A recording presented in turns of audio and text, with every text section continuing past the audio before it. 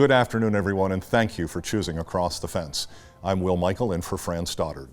Our program today centers on Vermont wildlife, science, and the deadly disease rabies. We'll be learning about the upcoming rabies vaccination bait efforts, and in doing so, we'll be learning about the science behind vaccinating wildlife and about the scientists involved in the program.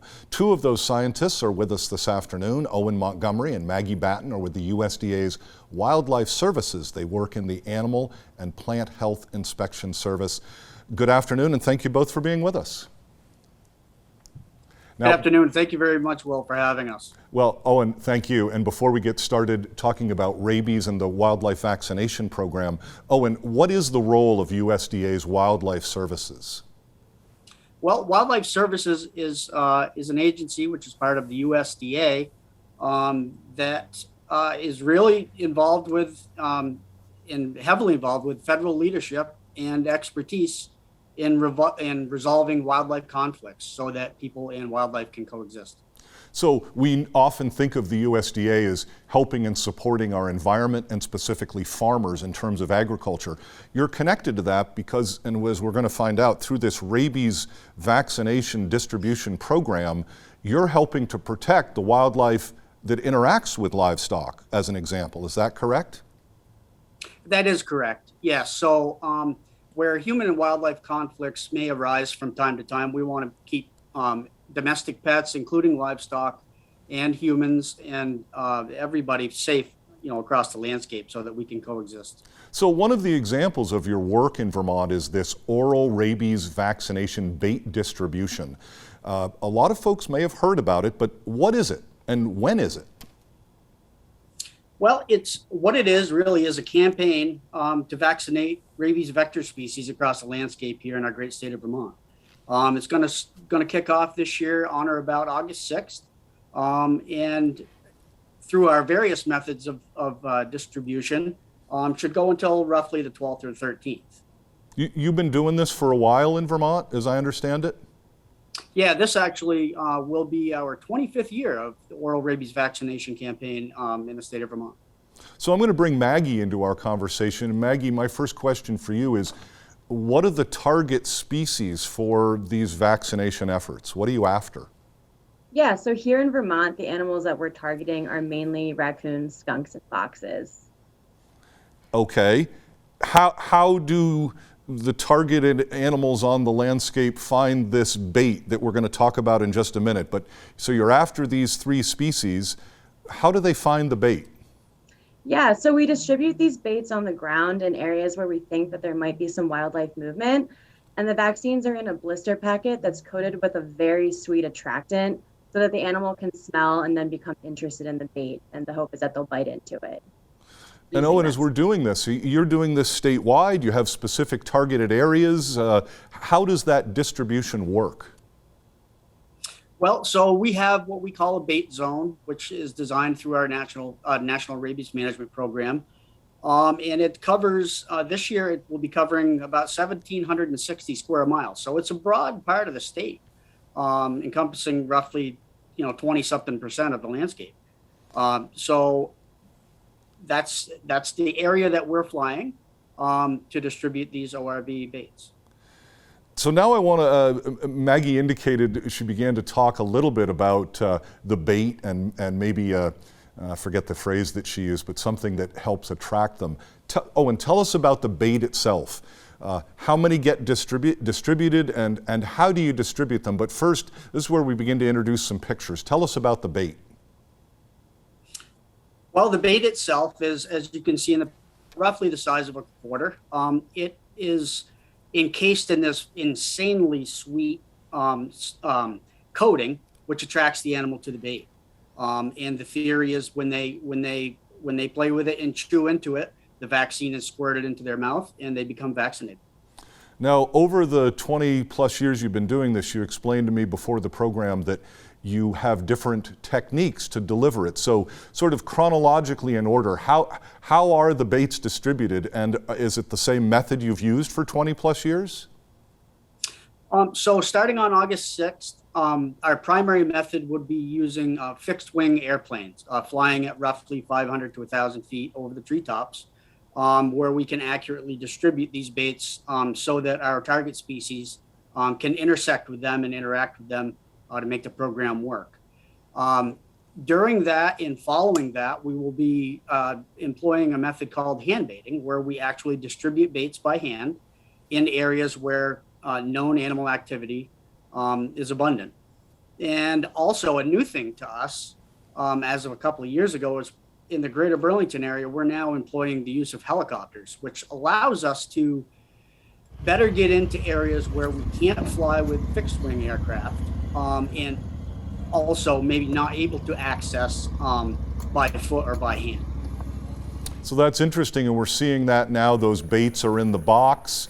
It looks to me, as I've seen the footage prior to the program, the helicopter is now going to take off, fly around, and that scientist, the technician in the hot seat, if you will, is going to be the one who distributes the baits on the landscape. That's what's going to happen? Yes, that's exactly what happens. And we fly parallel transects through the air, and so that we can target the proper habitat. Parallel transects, you mean a very deliberate sort of grid going out, making sure that you're extensively covering the areas that need to be covered?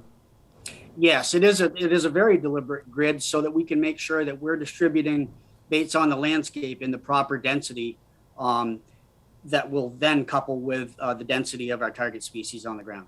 Okay, Owen, a moment ago you foreshadowed something that actually is quite important, that there are, as I understand it, challenges in baiting in an urban area versus a rural area. So again, what are those important differences between baiting in the two different environments? Well, I mean, quite simply said, man makes a perfect habitat for wildlife, right? So that it comes with that is other intrinsic food sources, such as dumpsters, bird feeders, compost piles, things like that, that might act as a stronger attractant to these animals.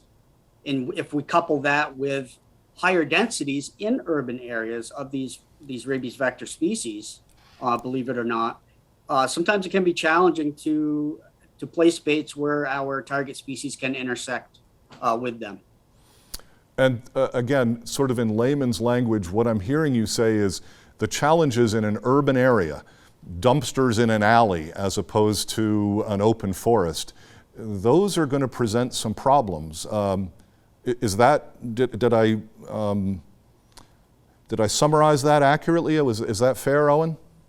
Yes, it is. And Maggie, jump in here if you've got something to say as well. But yeah, because those animals are used to going to those areas for, those are dedicated food sources. So they're very used to feeding on those sources. Well, let's bring Maggie in because Maggie, you actually did a presentation within the last year or so. You're also a master's student, as I understand it, at the University of Vermont in the Rubenstein School.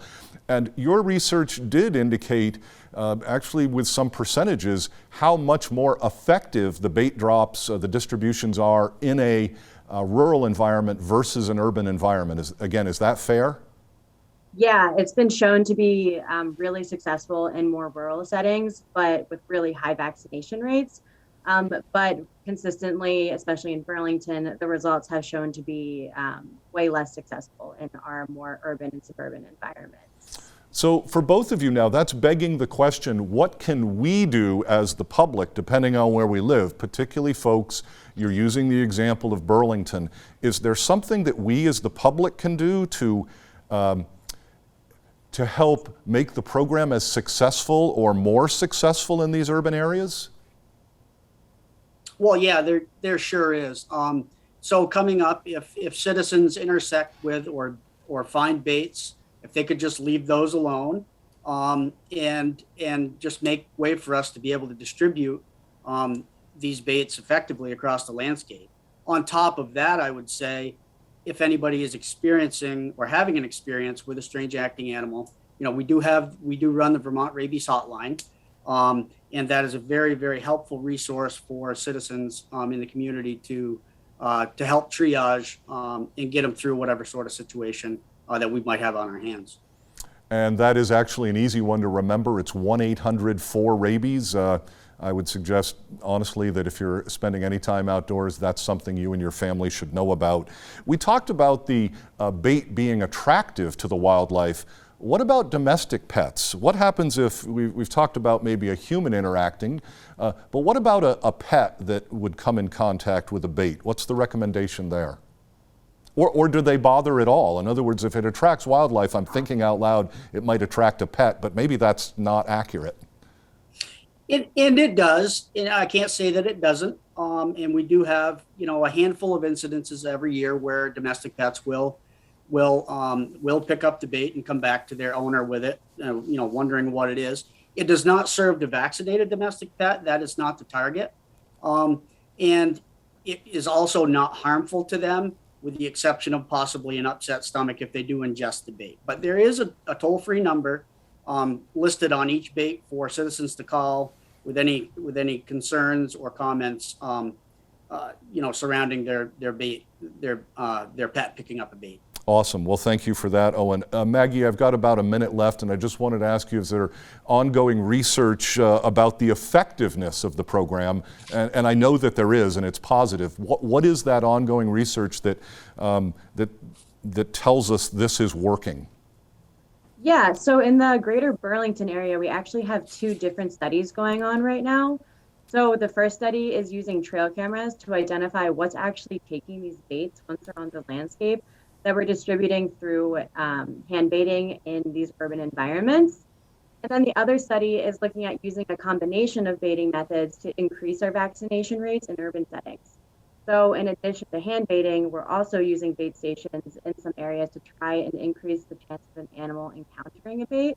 So you can kind of think of these bait stations as a vaccine vending machine for wildlife to go up to and just take the bait in areas where we believe these animals are commonly moving through. That's a great concept, the vending machine, and thank you for supplying the pictures that help us understand. So if we came across that in an urban area, leave it alone. That's also part of the message. It's ongoing research. Yeah, absolutely. If you could just leave that alone. There is a number on both the trail cameras and on the bait station. So if anybody has any concerns or questions, you can call that number. But if you could please leave that alone so that doesn't hinder our study. Maggie and Owen, I need to jump in because we are out of time. I want to thank you both very much for being with us this afternoon. An excellent discussion. Thank you very much. And thanks for having us, Will. Thank you so much. That is our program for today. We know you have choices, so thanks for choosing us. I'm Will Michael, inviting you to join us back here each weekday afternoon for another visit Across the Fence.